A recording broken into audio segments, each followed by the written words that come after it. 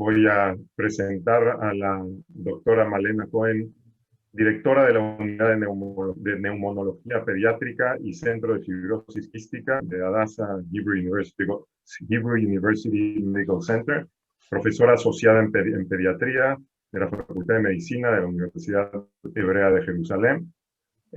Malena, con mucho gusto te dejo la pantalla para que puedas enseñarnos algunas cosas de las que tú sabes y que nosotros todavía no, y que salgamos de acá sabiendo mucho más de lo que sabemos en este momento sobre el COVID-19. Ahora sí, la pantalla es tuya, Malena. Gracias. Bueno, muchas gracias a todos por las presentaciones. Y la verdad que para mí es un gusto poder estar presentando ante este tan respetable público. Quiero saber si se está viendo mi presentación. No, todavía no. A ver. Vamos a ver cómo pongo para compartir. Un segundo. A ver. Ahí está. Ahí lo están viendo, ¿no es cierto? Sí. Bueno, ahí está. Ahí está en modo de presentación, ¿no? Bueno, correcto. Muchas gracias entonces. Voy a proceder a hablar aproximadamente unos 20 minutos y bueno, vamos a dejar algunos minutos al final de la charla como para si hay alguna pregunta o algún comentario que quieran hacer. Quería que hablemos hoy un poco en general. Creo que durante todo este año nos llenaron la cabeza y escuchamos día a día acerca de la pandemia, acerca de este virus que realmente vino no solo a afectarnos en la parte médica, a traernos varias complicaciones, sino a replantearnos un montón de cosas, ¿no? Como personas, como seres humanos, en la vida social, en la parte económica. Creo que en todos los ámbitos de la vida este virus vino a sacudirnos un poco y un año más tarde, por un lado sabemos un poco más y por otro lado nos seguimos haciendo un montón de preguntas que bueno, que parte de ellas las respondemos y a los poquitos días las respuestas son otras y van cambiando y vamos aprendiendo realmente día a día cosas nuevas, cosas alentadoras y cosas un poco menos alentadoras. Vamos a empezar por un tema que realmente es muy alentador. Como todos sabemos, cuando la pandemia comienza a nivel mundial, ya en esos momentos se empieza a hablar de la vacuna. Se habla de que la vacuna probablemente va a llevar 2 meses, va a llevar 3 meses, pero la vamos a tener, y realmente hubo un esfuerzo muy grande por parte de, por lo menos los países más avanzados, por supuesto, incluyendo Israel, en donde se sumaron muchos investigadores y mucha gente con mucha capacidad como para realmente poder llegar a esto que estamos viendo hoy en día, ¿no? Y así como llegó, en algún momento tardó más de lo que se pensaba, pero realmente las vacunas, como todos sabemos, de Pfizer, de Moderna, de AstraZeneca y algunas otras marcas que todos conocemos, llegaron. En el momento que llegaron, hubo muchas dudas por parte de mucha gente, incluso gente profesionales, en donde dudaban y se hablaba mucho de que es una vacuna que no se conoce, que es una tecnología totalmente nueva. Pero bueno, nos fuimos convenciendo con el tiempo que realmente era la única solución que teníamos, porque al mismo tiempo que surgían nuevas medicaciones y nuevos tratamientos, y hoy en día siguen surgiendo nuevas terapias para los pacientes, pero sabemos que lamentablemente el virus por ahora no se puede curar y la única solución de alguna manera que tenemos es la vacuna, y voy a empezar realmente con mucho orgullo, mostrando una de las primeras publicaciones serias de la vida real que se ve, que fue publicado por científicos y médicos israelíes. Es una publicación, como todos sabemos, uno de los journals más importantes a nivel médico, el New England Journal of Medicine. Esta fue una publicación que salió hace pocas semanas, en donde en Israel se publica acerca de la primera experiencia, gran experiencia que se tiene con un número muy importante de pacientes, y ya estamos viendo resultados de la vida real. Hasta ahora lo que se conocía eran los resultados de los trials, de las investigaciones de las empresas, que si bien eran muy alentadores, pero bueno, no dejaban de ser trabajos de investigación que estaban promovidos y publicados por las mismas empresas, pero esta es una de las primeras publicaciones grandes en donde ya se analiza en la vida diaria qué pasa con las personas que están, vacunadas. El 20 de diciembre se comienza la vacunación en Israel. El primero que recibe la vacuna, como todos sabemos, es Bibi Netanyahu. Yo fui una de las primeras realmente que lo recibió. Al día siguiente, domingo a la mañana, se comienza la vacunación. Para mí era muy importante realmente recibirla al principio, así que realmente a la mañana ya pude recibir la primera dosis, cuando casi que no había gente que la había recibido. Y esto fue el 20 de diciembre, y a partir de ahí se comienza a vacunar a la gente. Hubo un plan bastante ordenado, bastante programado, en donde se quiso vacunar, y con razón, primero al personal médico, sobre todo al personal que trabaja en los hospitales. Se siguió por la gente mayor, empezaron por gente arriba de 60 años, y se fue bajando en cuanto a la edad. Al mismo tiempo se vacuna a las personas que tienen enfermedades de riesgo, sobre todo enfermedades que podrían llegar a tener riesgo específicamente con el COVID-19, personal docente, y así sucesivamente se va disminuyendo en cuanto a la edad.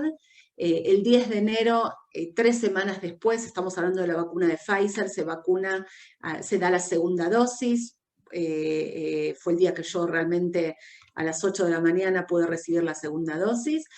Y bueno, estos son los primeros resultados así grandes que tenemos, que son publicados. Todas las personas que fueron vacunadas en estos periodos, se hace un match, se compara con gente que no fue vacunada, y lo que se hace es se compara con gente que tienen más o menos las mismas características, ya sea por sexo, por edad, por enfermedades de base y demás.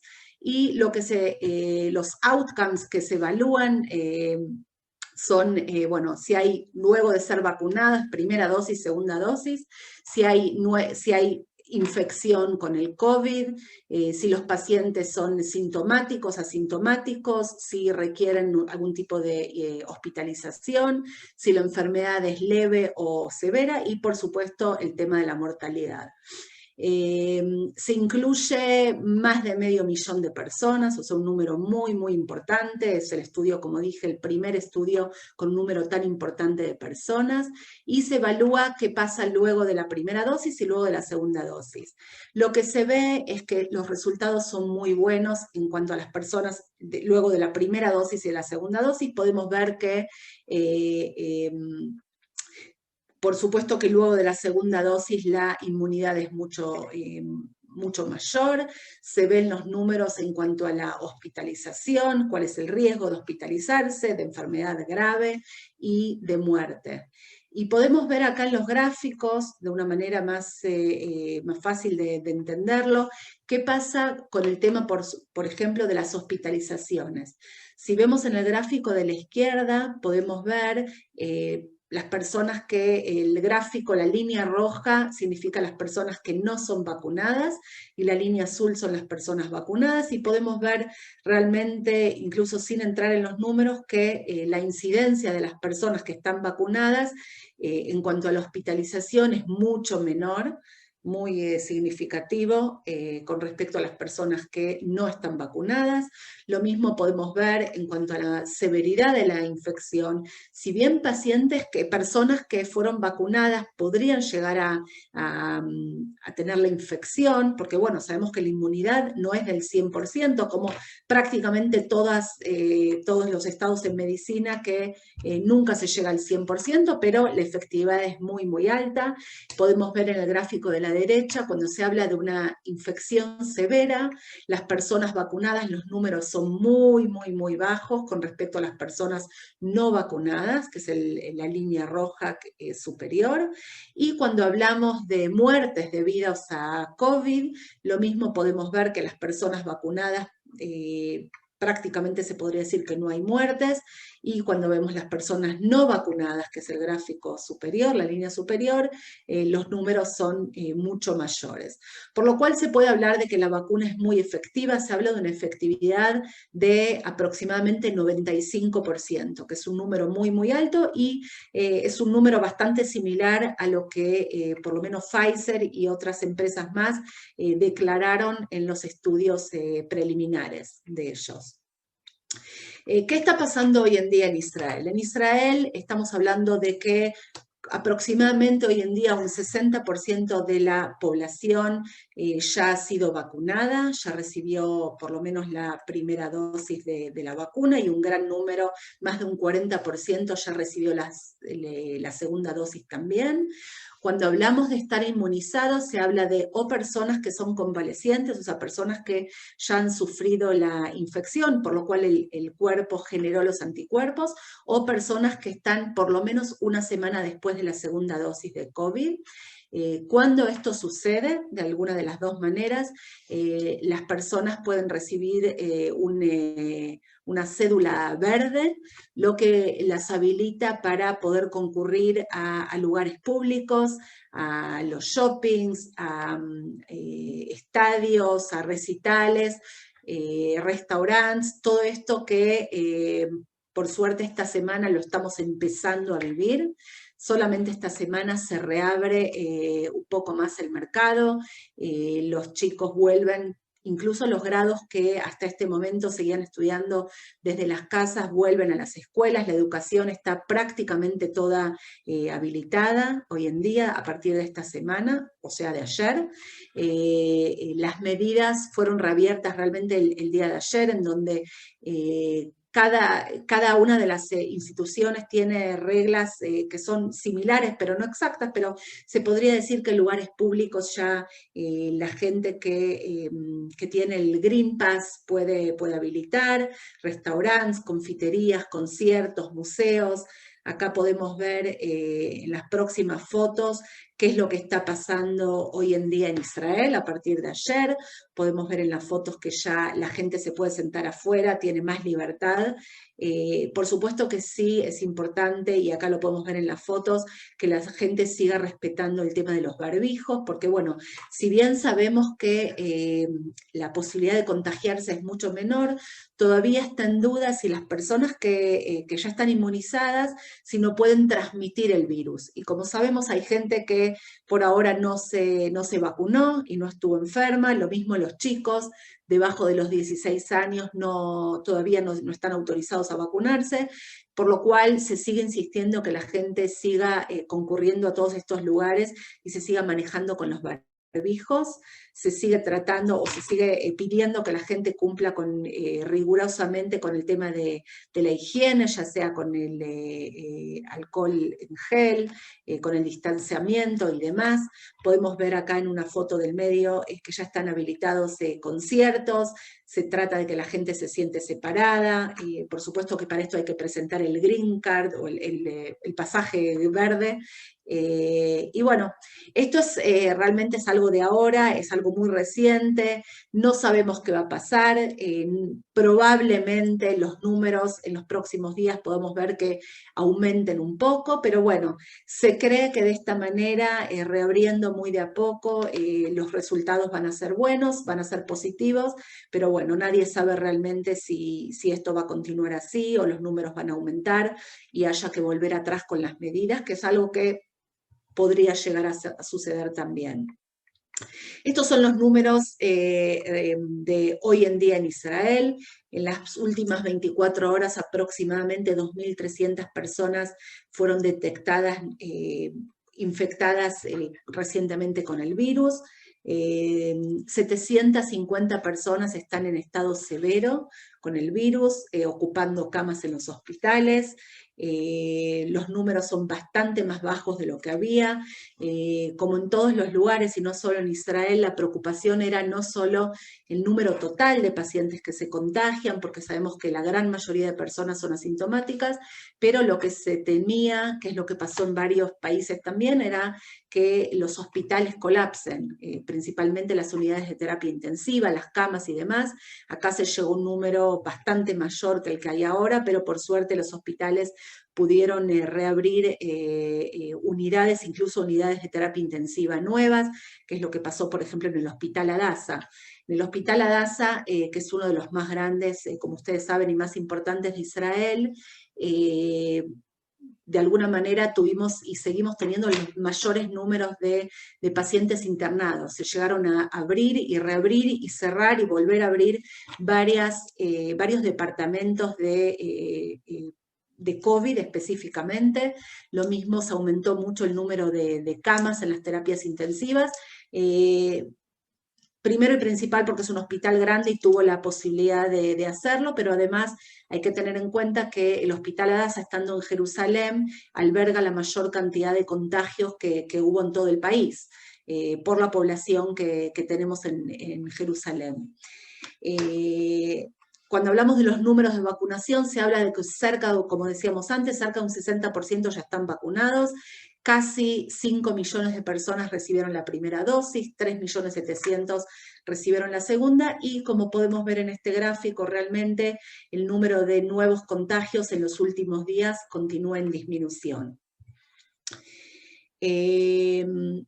Uno de los temas muy hablados desde el principio de la pandemia, sobre todo cuando se empieza a vacunar, si vacunar a las mujeres embarazadas o no vacunarlas, es un tema que se llevó a que hubo mucha discusión y muchas preguntas, mucho interrogatorio, hablando de que era una vacuna que no teníamos tanta experiencia. En un principio se dijo que las mujeres embarazadas no deberían vacunarse porque no se sabía cuál era el riesgo para la mujer y para el feto.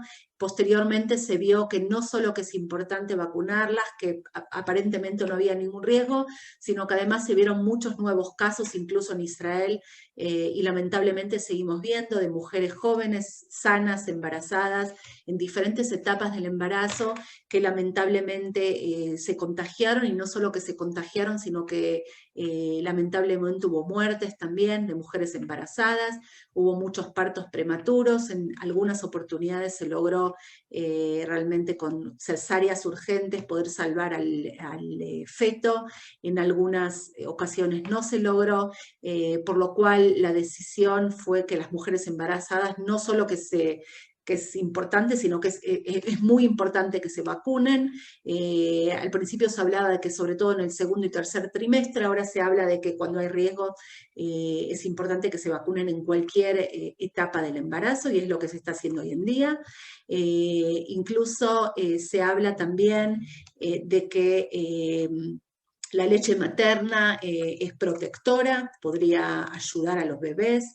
En algún momento se decía de que hay que separar a la mujer embarazada, a la mujer cuando parió, que no hay que ponerla en contacto con el bebé, pero se vio que así como se recomienda mucho la leche materna para los bebés, para mejorar la inmunidad de los bebés, se vio que realmente mujeres que no estuvieron, que están lactando antes de vacunarse y después de vacunarse, se ve que a los pocos días en la leche materna hay un gran número, una cantidad importante de anticuerpos, por lo cual hoy en día se recomienda mucho a las mujeres también amamantar para proteger a los recién nacidos.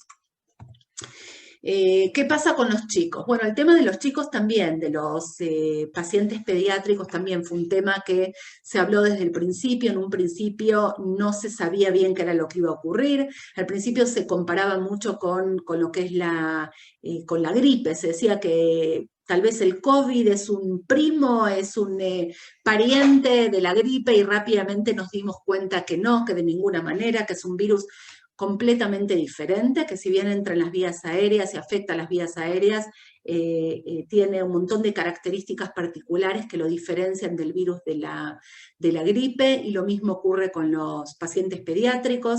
Al principio se decía que los niños no se contagian, y si se contagian son asintomáticos, y que probablemente no solo que son asintomáticos, sino que probablemente no contagien, y se dijo y se desdijo un montón de cosas. Hoy en día sabemos que no solo que los pacientes, los niños se contagian, sabemos también que si bien el porcentaje es mucho mayor, pero pueden manifestar infección importante, pueden tener síntomas que si bien no son los mismos que los adultos, los síntomas pueden ser agudos en el momento que se contagian, pero lo más interesante, asombroso se podría decir, es que muchos de los niños que son asintomáticos, que incluso no supieron algunos que fueron contagiados, o que sí supieron pero que no manifestaron síntomas, se pueden presentar en el hospital con síntomas agudos de síndromes que no los conocíamos antes, o que los conocíamos antes con otras etiologías, por ejemplo, síndrome de inflamación aguda que puede afectar a muchos sistemas. ¿Por qué los niños son más sanos de alguna manera de los adultos? Bueno, los factores son varios, la realidad es que no se sabe muy bien, pero tiene que ver con que los niños tienen las vías aéreas en general mucho más sanas, no tienen tanta exposición al tabaco, a la polución ambiental, a químicos, que tienen un potencial regenerativo pulmonar mejor que el de los adultos, que tienen menos enfermedades de base. Bueno, esas son todas las teorías por las cuales los niños de todas maneras tienen menos probabilidad de contagiarse y de presentar afección, sobre todo pulmonar, como los adultos, pero como estaba diciendo antes, sí pueden presentar un síndrome que lo fuimos conociendo ya en los primeros meses de esta pandemia, que es un síndrome multisistémico inflamatorio.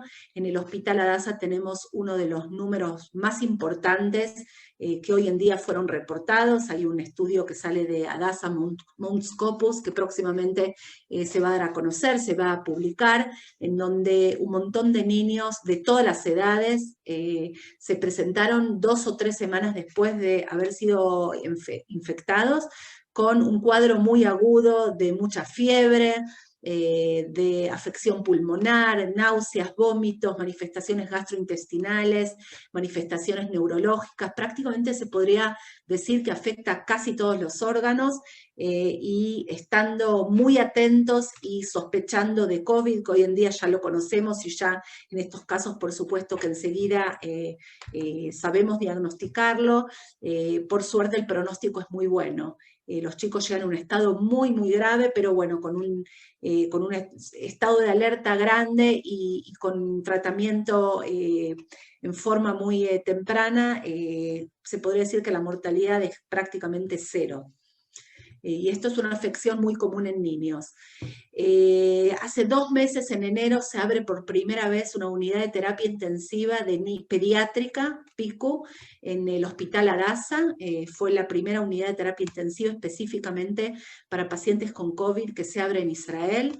Lamentablemente en ese momento tuvimos aproximadamente 6 niños de todas las edades, el más pequeño de todos de menos de 2 semanas de vida, que se presentan con COVID, algunos más graves, algunos un poco menos graves. Se podría decir que la mayoría de estos pacientes eran pacientes que tenían algún tipo de afección o de enfermedad de base. No es muy común que un niño, sobre todo los pacientes pediátricos más pequeños, tengan una afección por coronavirus muy grave siendo niños sanos, pero sí se vio algunos casos, lamentablemente, pero como decía antes, la mayoría tenían enfermedades de base. Lamentablemente vimos también mortalidad en algunos de estos pacientes. En cuanto al tratamiento, no me voy a detener demasiado. El tratamiento que se habla hoy en día sigue siendo más o menos el mismo que se hablaba en las últimas semanas, si bien fueron algunas sobre todo las drogas antivirales, muchas de las que se usaban al principio, con el tiempo se vieron que no son tan efectivas como se pensaban en un principio. Se siguen utilizando los corticoides a altas dosis, sobre todo para poder atacar lo que sería la tormenta de citoquinas, el estado inflamatorio que se produce sobre todo en los pacientes graves, en los pacientes hospitalizados. El remdesivir, que es una de las drogas antivirales que se sigue utilizando hasta hoy en día. En un principio se creía que era principalmente para los pacientes severos. Hoy en día en el Hospital Adasa se estuvo viendo que para los pacientes severos no siempre es efectiva, por lo cual se trata de empezar cuando el paciente ya está en un estado moderado y no tan avanzado. Hay otro tipo de drogas que se combina, drogas antivirales que se utilizan, algunas con autorización, algunas todavía no autorizadas, pero bueno, en los pacientes graves muchas veces está la necesidad de probar con estas drogas cuando realmente no hay otro tipo de solución. Por supuesto el tema de la respiración, que no vamos a hablarlo, pero hay técnicas específicas. Hoy en día se trata de intubar y respirar a los pacientes en una etapa bastante más temprana, porque se sabe que los pacientes cuando llegan en una insuficiencia respiratoria muchas veces es tarde. Entonces cuando se duda y se ve que el paciente está avanzando, se respira, se intuba y se respira artificialmente en una etapa más temprana. Se utilizan mucho las drogas de anticoagulación. Otros de los estudios, que muchos de ellos salieron del Hospital Adasa, o fuimos los pioneros en este tipo de tratamiento, se utiliza anticuerpos monoclonales, se utiliza plasma de pacientes convalecientes, y bueno, gran parte de estos estudios todavía siguen en fases de investigación, pero muchos de ellos con muy buenos resultados en los pacientes. Pero ahora quiero hablar de un tema que es no menos importante. Hablamos de lo que es el COVID y se sigue hablando lamentablemente mucho de la etapa aguda del COVID, pero lo que quiero hablar en estos momentos es que ya estamos tratando una enfermedad, ya estamos hablando de lo que sería el post-COVID syndrome. Hay mucha gente que supuestamente se recuperó del COVID, en donde ya pasó la etapa aguda, ya pasó la etapa que se podría decir que el paciente ya no está en riesgo, pero lamentablemente la enfermedad continúa. Es una enfermedad que la seguimos conociendo a medida que pasa el tiempo, porque lo que estamos viendo en los últimos meses es que muchos de los pacientes, números muy grandes, pacientes incluso que fueron asintomáticos o con síntomas muy leves, muchos de ellos no habiendo requerido internación, presentan lo que es el post-COVID syndrome, que se caracteriza por dolores generalizados, por fatiga, por temperatura que puede ser incluso alta, y muchos de ellos con problemas psiquiátricos. Esta es nuestra experiencia en el Hospital Adasa. Hablamos de los primeros 100 pacientes, pero en este momento ya triplicamos los números de pacientes, ya abrimos clínicas tanto pediátricas como de adultos, clínicas que están tratadas con un equipo multidisciplinario, tratando todos los inconvenientes que tienen estos pacientes que presentan el síndrome de COVID. Hablamos de pacientes de una edad promedia de aproximadamente 50 años, hombres y mujeres, y lo que vemos es que muchos de los pacientes siguen con síntomas residuales, presentan incluso manifestaciones clínicas y manifestaciones radiológicas, aproximadamente un 20% de los pacientes, y vuelvo a repetir que no hablo solamente de los pacientes que fueron sintomáticos, sino incluso pacientes que prácticamente no tuvieron síntomas. Muchos de ellos presentan sintomatología y presentan manifestaciones radiológicas de enfermedad. Todavía no sabemos decir qué va a pasar con muchos de ellos, que ya están hace meses con síntomas, los seguimos viendo, seguimos haciendo el follow-up y vamos aprendiendo a medida que pasa el tiempo qué es lo que va pasando con estos pacientes. Algunos empiezan a recuperar, otros todavía no. Seguimos viendo muchos que sufren de disnea, de dificultad respiratoria, de tos, intolerancia al ejercicio, fatiga, debilidad muscular, síntomas gastrointestinales y otros. Pero uno de los puntos importantes que estamos viendo también es todo lo que tiene que ver con la parte mental. Los pacientes siguen manifestando en números muy importantes ansiedad, estrés, condiciones que tienen que ver con que se relaciona con toda esta situación que vivieron en los últimos meses, síndrome, lo que sería el post-traumatic syndrome, y es importante poder detectarlos y poder derivarlos a psiquiatras y a tratamientos psicológicos, porque probablemente muchos de estos pacientes se puedan sufrir secuelas que los van a acompañar durante mucho tiempo. Los números que se ven son números muy importantes, se hicieron pacientes que fueron recuperados de alguna manera, que salieron del estadio agudo, por cuestionarios podemos ver que aproximadamente entre un 20 y un 30% de los pacientes presentan síntomas psiquiátricos que van desde la insomnia, trastornos obsesivos compulsivos, ansiedad, depresión y demás.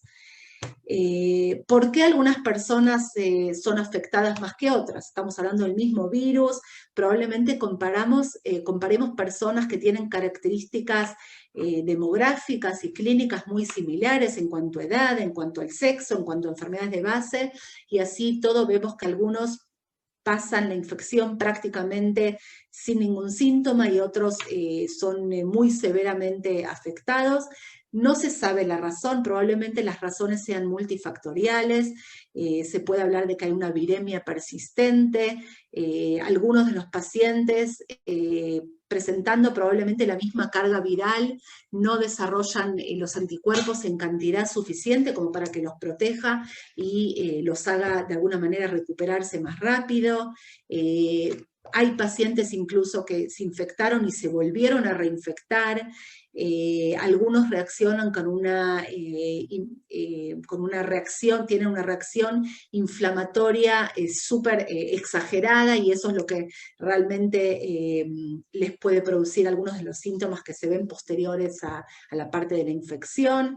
Pero evidentemente las causas son multifactoriales. Estas son algunas de las fotos que podemos ver de qué pasa con los pacientes que son tratados en terapia intensiva, y cuando vemos estas fotos podemos realmente entender qué es lo que se vive ahí. Los pacientes requieren mucha atención en cuanto al personal médico, al personal de enfermería, que son los que acompañan realmente a estos pacientes. En este caso es uno de los fisioterapeutas que trabaja con nosotros, que está tratando un paciente que está intubado, que está respirado en terapia intensiva, y lo mueve y trata de trabajar de alguna manera con él. Todos estos pacientes requieren mucha atención, no solo un equipamiento de primera calidad, sino mucho equipo médico las 24 horas, por lo cual hay que tener en cuenta que el personal termina realmente con un estado de agotamiento que a veces es muy extremo. Todo este equipamiento que hay que ponerse cuando se trabaja con estos pacientes, lamentablemente me toca utilizarlo cuando realizamos pruebas en los pacientes, cuando tratamos, en mi caso, cuando hacemos broncoscopías y tratamientos invasivos en los pacientes, y nos tenemos que poner estos equipos. Es bastante complicado, es difícil respirar, es difícil comunicarse, así que hay que hacer turnos rotativos como para que realmente el personal pueda descansar y pueda tener fuerzas como para seguir adelante, ¿no? Pero hablando del post-COVID, es importante ver también cuál es toda la rehabilitación que tienen que hacer los pacientes. En este caso es un paciente que estuvo intubado y estuvo respirado, un paciente de aproximadamente 70 años, que por suerte sobrevivió y salió del estado agudo, pero es un paciente que cuando sale, era un paciente que no tenía ninguna dificultad para caminar, ni para moverse, ni para hablar, ni demás, pero cuando sale de la terapia intensiva y comienza la rehabilitación, comienza una rehabilitación muy importante en donde el paciente no puede pararse, no puede caminar, prácticamente que no puede manejar los músculos ni de los brazos ni de los pies. En el hospital Hadassah, en este caso es el hospital Hadassah, el centro de rehabilitación de Mount Scopus, podemos ver que tiene un equipamiento realmente de primera línea. Estos aparatos hasta el día de hoy son únicos en el hospital. Se puede ver que el paciente está, bueno, son máquinas de última generación, en donde el paciente de alguna manera se lo fija y se lo trata de empezar a movilizar. Requiere un trabajo increíble por parte del equipo de kinesiología, que realmente los acompañan día y noche, y realmente se ven resultados muy buenos, pero a veces los tratamientos son muy, muy largos, y bueno, a veces se saturan los centros, porque bueno, toda esta parte de la enfermedad, hay que recordar que si bien el paciente salió de riesgo, pero probablemente la rehabilitación lleve varios meses, incluso años también. Bueno, esto es más o menos lo que quería comentar. Realmente en Israel hoy en día, como comentaba al principio, estamos viviendo de alguna manera una situación de respiro, por decirlo así. Estamos empezando a ver de alguna manera que la vacuna realmente es efectiva, que la vacuna nos ayuda a poder salir de este aislamiento. La pregunta es si estar contentos y sentir que realmente ya estamos después de toda esta pandemia. Probablemente no. Probablemente, como mucha gente, muchos de los sabios dicen, no se sabe si vamos a poder decir que estamos post pandemia. El virus lamentablemente nos va a seguir acompañando aparentemente mucho tiempo más.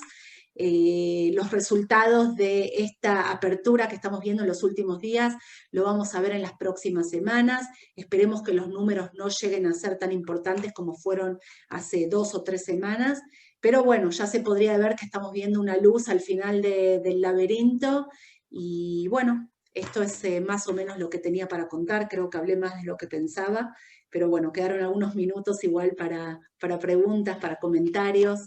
Bueno, muchas Y gracias qué por la bueno, porque la atención. verdad que fue muy interesante, así que qué bueno que hablaste un poquito más. Yo quiero hacerte una pregunta que me ha llegado por varios medios y que creo que es importante. Se habla de que la validez de la vacuna tiene alrededor de unos 6 meses a un año, y por eso también este pasaporte verde que se da en Israel tiene una validez de 6 meses.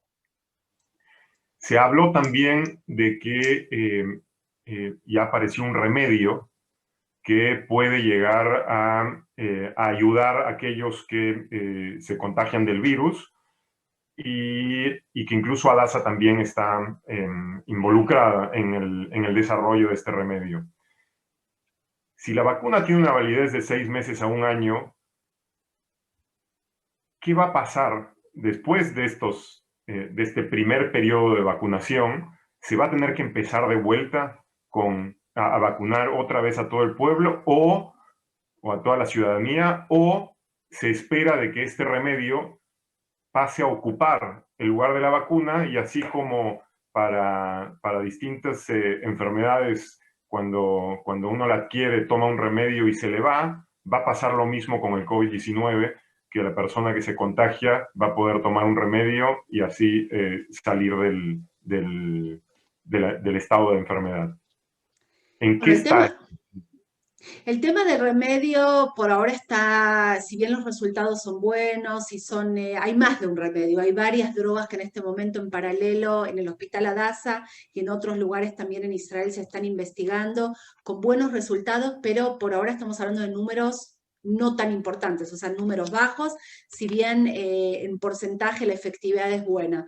Yo no creo que pueda reemplazar, por lo menos por lo que se ve ahora, a lo mejor en el futuro sí que pueda reemplazar a lo que sería el tema de la vacuna. La pregunta tuya, ¿qué va a pasar dentro de 6 meses? Es lo que sería la pregunta del millón. No sabemos todavía. No sabemos, probablemente cuando nos acerquemos a esos 6 meses, que bueno, como decía antes, yo voy a ser una de las primeras. Yo me di la segunda dosis el 10 de enero, o sea que yo el 10 de julio dejo de tener el pasaporte verde, el Green Pass. no sabemos qué va a pasar.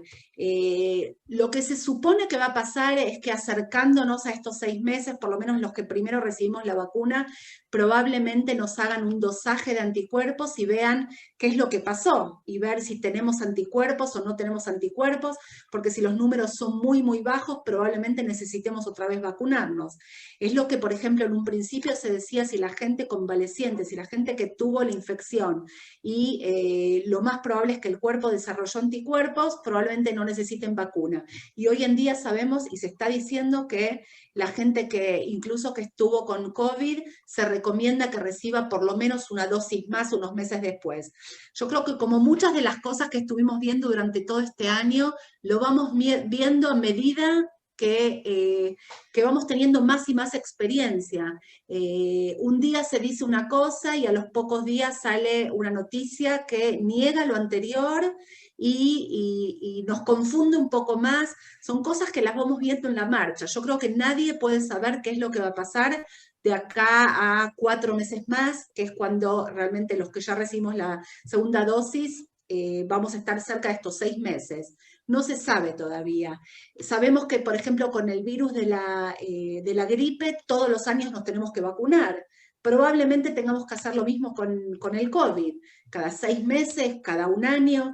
Estamos hablando también de que es un virus que ya vimos que puede hacer diferentes mutaciones. La vacuna lo va a cubrir, no va a cubrir, cada vez aparecen mutaciones nuevas. Por ahora, aparentemente, la vacuna las cubre, pero no sabemos bien qué es lo que va a pasar de acá a algunos meses, por lo cual esas preguntas que siguen dando vuelta, las respuestas todavía no están muy claras. ¿Y en qué etapa de desarrollo está el remedio que hace unas semanas atrás hizo noticia en todo el mundo? Estamos hablando, no sé, Jorge, probablemente vos también Fase 2, tengas noticias fase y... 2, fase 2, están terminando fase 2. Para los que no conocen a Jorge, Jorge Diner es el director ejecutivo de Adasa Internacional, que está acá con nosotros, y qué bueno que puedes aparecer también para poder contestar a inquietudes de la gente. Sí, bueno, la droga que estamos hablando se llama Alocetra, que es una droga muy importante para casos graves de COVID, los que ya llegan a terapia intensiva con apoyo respiratorio, y que ya los tratamientos estándar no ayudan, ninguno de los protocolos. Está comprobado en fase 2 que está terminando ya la parte de reportes en realidad, como ensayo clínico terminó, que es la fase previa a lo que se llama fase 3, que ya es una fase mucho más masiva, con un número mucho más grande de pacientes en distintos lugares del mundo, y que tuvo un 90% de éxito en casos graves que en un promedio de entre 5 y 6 días volvieron a sus casas curados del COVID, que es realmente, pero bueno, son 19 pacientes que se curaron de 21. A nivel estadístico es increíble, pero sigue siendo un número relativamente bajo, con lo cual esta droga, que es desarrollada por el profesor Mevoras, que es director de la unidad de COVID de Adasa, junto con una compañía privada que es la compañía Livex, es muy prometedor, pero todavía va a llevar bastante tiempo. ¿Bastante tiempo son meses? Sí, ¿O meses. más? Meses. Sí, Estamos hablando de meses, todos aproximados.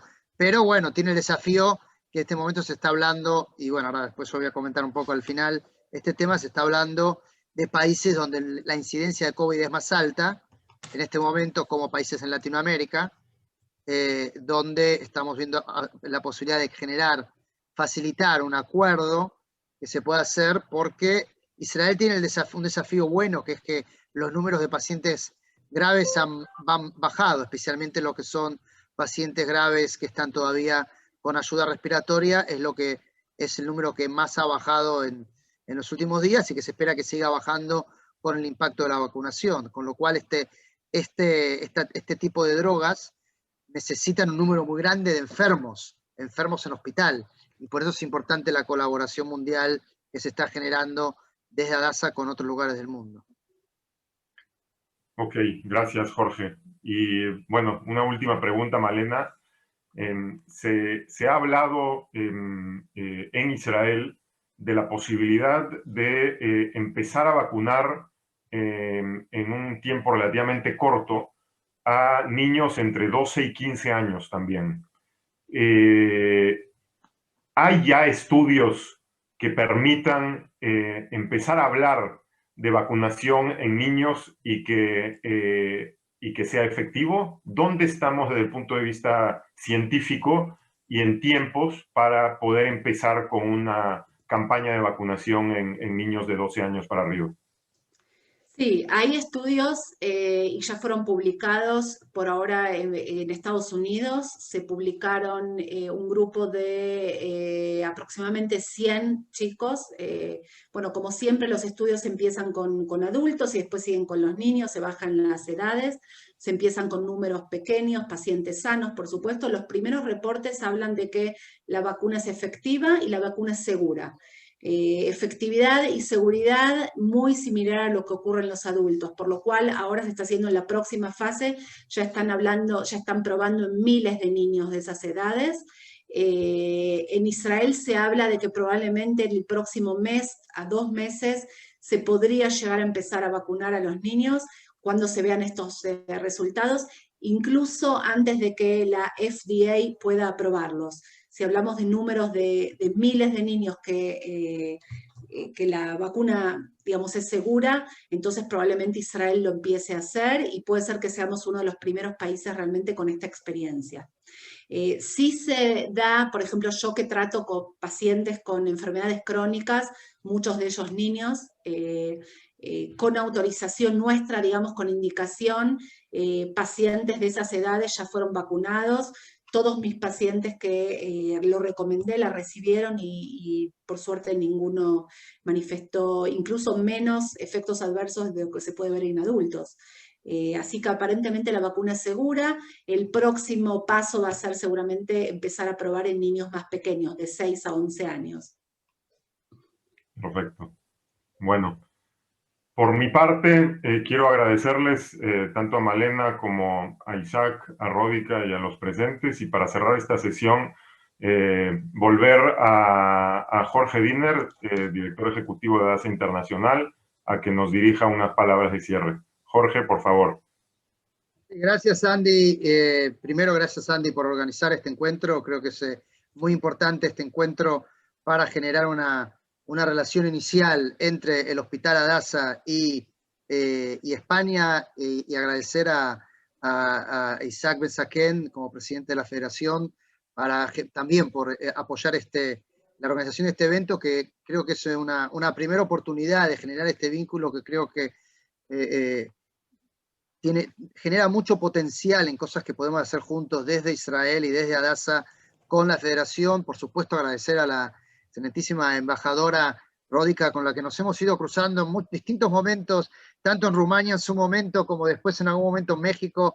Ahora, bueno, por Zoom en España, ya pronto espero que también sea allá en Madrid, que tenemos muchos amigos en Madrid, Hugo Sigman, argentino, español, con el que cooperamos de muchísimas formas, y otra gente, pero creo que es una buena oportunidad que estamos abriendo en este momento, más allá de este encuentro inicial. Agradecer, por supuesto, a mi queridísima amiga, la profesora, no doctora, es la profesora asociada Malena Cohen, con la cual trabajamos mucho y que ha realmente dedicado voluntariamente muchísimo de su tiempo en este último año a poder compartir conocimiento y soluciones y ayudar en muchísimas comunidades y países y sociedades, particularmente en Latinoamérica, sedientos de encontrar conocimiento que pudiera solucionar problemas durante todo el año, en el que de Israel se podía transmitir la experiencia desde Adasa, desde Israel. Creo que justamente, para mis palabras de cierre, quería hablar justamente estamos prácticamente hace un año. Lo que ustedes ven aquí atrás, que dice Together We Live, es tuvimos que crear un slogan para salir hacia el mundo desde Israel y desde Adasa, que era Juntos Podíamos Vivir. Y eso lo hicimos hace un año, va a ser justamente un año que empezamos en principios, mediados de marzo, cuando lo único que teníamos era el problema, no teníamos soluciones. Veíamos el problema que no entendíamos, una incertidumbre de qué se podía hacer. En Adasa, como en muchos lugares del mundo, se fue generando soluciones, improvisando, buscando, inventando, Y hoy es fascinante, tenía como una reflexión que me venía escuchando la presentación y la conversación que se fue generando, que es que en realidad estamos hablando de la solución, estamos hablando de si esta vacuna funciona, si no funciona, cuál funciona, si esta droga va a estar a tiempo o no va a estar, si va a seguir, qué soluciones van a aparecer. Y creo que, bueno, eso me genera un optimismo. Ya no estamos solo con el problema, conocemos bastante del problema, no tenemos la certidumbre de cuánto este problema va a durar.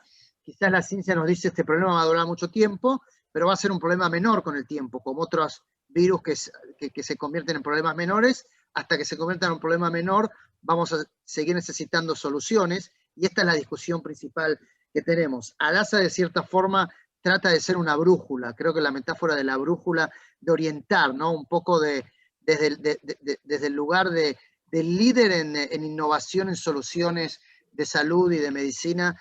Creo que es lo que siempre hemos tratado, el espíritu de Adasa, en el ADN de Adasa está el rol pionero de poder seguir, es lo que mueve al ecosistema de salud en Israel en general, no solamente Adasa en el sentido, por ser un hospital universitario y que tiene gran parte de la investigación desarrollada en Adasa, es muy parte de lo que todos los médicos como Malena hacen desde el día a la noche, aparte de ver pacientes, cada vez ver un paciente, estar pensando la solución que se pueda compartir con el resto del mundo.